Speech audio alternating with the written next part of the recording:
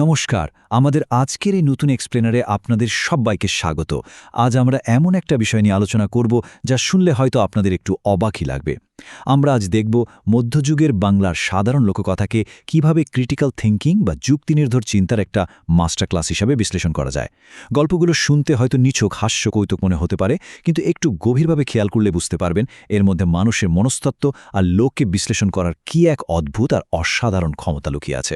আচ্ছা, ভাবুন তো, একটা সাধারণ রান্নার হাঁড়ি কি কখনো একটা ছোট বাটির জন্ম দিতে পারে? শুনলে মনে হবে এ আবার কেমন পাগলের প্রলাপ। অথবা ধরুন, চারপাশে যখন বৃষ্টির অভাবে ভয়ঙ্কর খরা চলছে, তখন কোনো যুক্তিবাদী মানুষ কি হঠাৎ করে বন্যার আশঙ্কায় প্রস্তুতি নিতে শুরু করবে? বিষয়গুলো শুনতে একেবারে হাস্যকর মনে হওয়াই স্বাভাবিক, তাই না?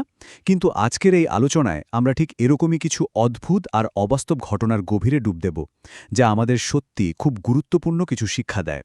আমাদের আজকের প্রথম পর্ব অযৌক্তিকতার অস্ত্র। চলুন পরিচিত হই বাংলার সেই কিংবদন্তি চরিত্রের সাথে, যিনি এই অস্ত্রটি সবচেয়ে ভালো ব্যবহার করতেন। হ্যাঁ, ঠিকই ধরেছেন, তিনি হলেন আমাদের সবার প্রিয় গোপাল ভাঁড়। চলুন এবার সরাসরি চলে যাই আমাদের প্রথম কেস স্টাডিতে, যার নাম দেওয়া যেতে পারে মরণশীল হাঁড়ি এবং মানুষের অন্ধলোভ। গল্পের শুরুটা ধরুন এরকম, একদম একটা টিপিক্যাল ঝড় বৃষ্টির সকাল। গোপালের স্ত্রী অনবরত তাগিদ দিচ্ছেন বাজার থেকে টাটকা ইলিশ মাছ এনে দেওয়ার জন্য, কিন্তু গোপালের মাথায় তখন ঘুরপাক খাচ্ছে সম্পূর্ণ অন্য একটি প্ল্যান। তার টার্গেট এবার খোদ রাজার মন্ত্রী। এই মন্ত্রীমশাই আবার এমন একজন মানুষ যিনি নিজের সম্মানের চেয়েও সোনাকে বেশি ভালোবাসতেন, মানে তার লোভের কোনো সীমা পরিসীমা ছিল না।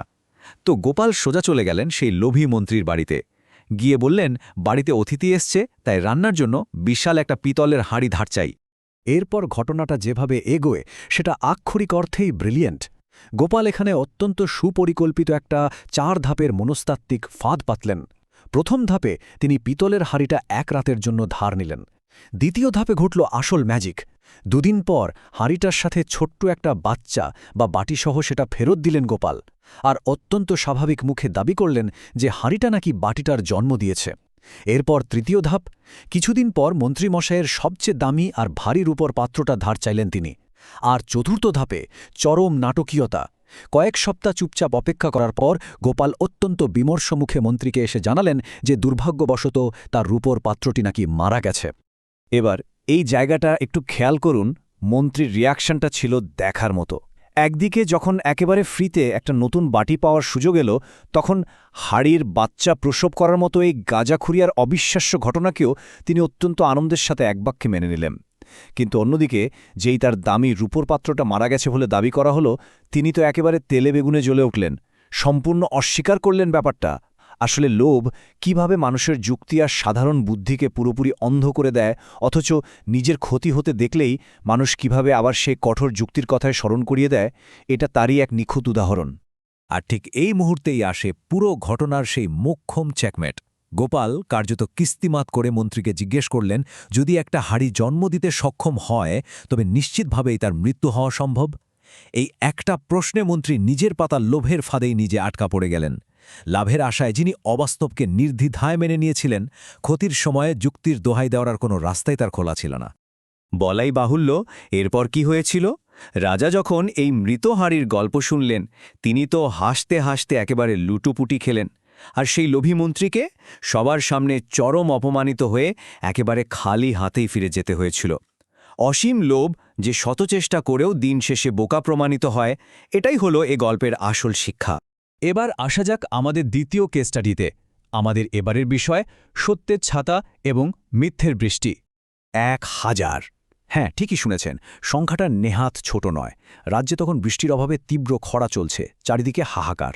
ঠিক সেই সময় এক প্রতারক এসে দাবি করে বসল যে ১,০০০ স্বর্ণমুদ্রার বিনিময়ে সে জাদুকরী উপায়ে বৃষ্টি এনে দিতে পারে।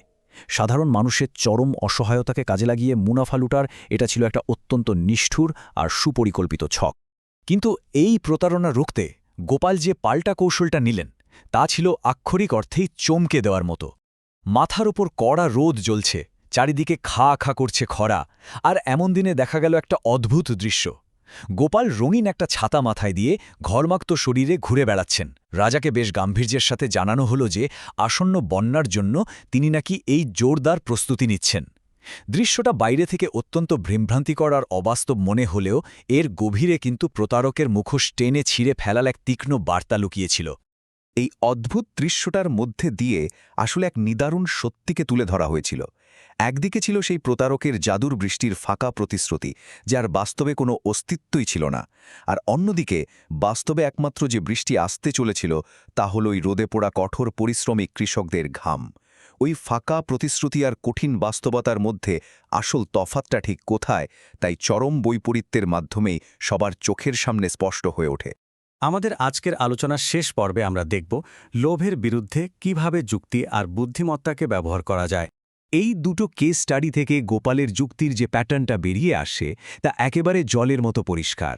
সোজা কথায় বলতে গেলে অন্যের নিজের লোভকে কাজে লাগিয়ে তাকে একটা পরস্পর বিরোধী আর এড়ানো অসম্ভব এমন একটা মনস্তাত্ত্বিক ফাঁদের মধ্যে আটকে ফেলা। প্রতারক হোক বা সমাজের অন্য যে কেউ হোক না কেন, তারা মানুষের বিনা পরিশ্রমে বা রাতারাতি বড়লোক হওয়ার এই তীব্র আকাঙ্ক্ষাকে কাজে লাগিয়েই আসলে নিজেদের কৌশল সাজায়। ভাবলে অবাক লাগে, তাই না? মধ্যযুগের এই শিক্ষাগুলো আমাদের আজকের আধুনিক সমাজও কতটা প্রাসঙ্গিক। যে ধরনের অফার বা প্রস্তাব শুনতে এতটাই ভালো মনে হয় যে বিশ্বাস হতে চায় না, ধরে নেবেন সেগুলো সাধারণত কোনো না কোনো বড় ফাঁদ। লোভ আসলে মানুষের চিন্তা শক্তির মধ্যে এক ধরনের অন্ধত্ব বা ব্লাইন্ড স্পট তৈরি করে দেয়, যেখানে আমাদের সাধারণ কাণ্ডজ্ঞানও আর কাজ করে না। এই অন্ধত্ব কাটানোর জন্যই হাস্যরস আর অবাস্তবতাকে ব্যবহার করে সেই লুকানো স্ববিরোধিতাকে খুব সহজেই সবার সামনে নিয়ে আসা যায়। আর মনে রাখবেন, তীক্ষ্ণ বুদ্ধি এবং কঠোর যুক্তি হল যে কোনো প্রতারণা বা মিথ্যার বিরুদ্ধে আমাদের চূড়ান্ত রক্ষা কবচ। তো আমাদের এই এক্সপ্লেনার শেষ করার আগে আপনাদের সবার কাছে একটা প্রশ্ন রেখে যেতে চাই।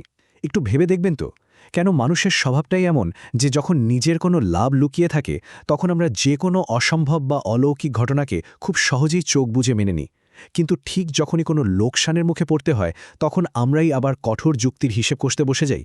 মানব চরিত্রের এই অদ্ভুত দুর্বলতা আর লোভের কাছে এই অসহায়তা সত্যিই আমাদের বারবার ভাবিয়ে তোলে, তাই না?